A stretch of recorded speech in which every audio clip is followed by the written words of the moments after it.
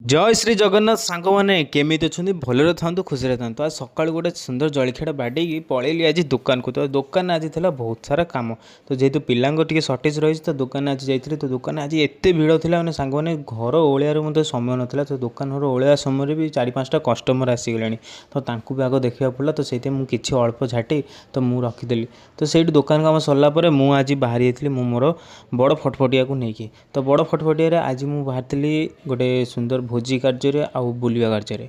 तो ये देखिए आज मुझे पलि आसी शिखरचंडी पहाड़ जो आम माँ शिखरचंडी अवस्थान करती। तो ये आपने डिजिटल माध्यम दर्शन कर दिखाँ माँ ठाकुर को आप निश्चिंत मात्र आसवे।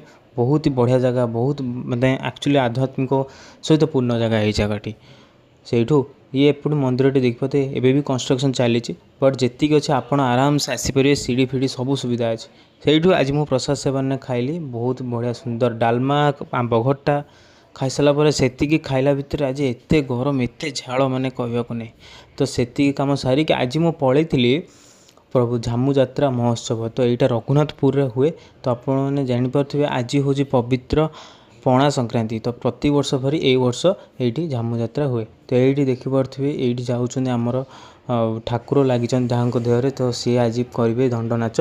से देखुना दंड नाच समय ये निआरे चली चली जाऊँच। तो ये बहुत सुंदर भाव में आपने देखिपे केते लोकंर ये भिड़ रही लोकंर केते श्रद्धा रही।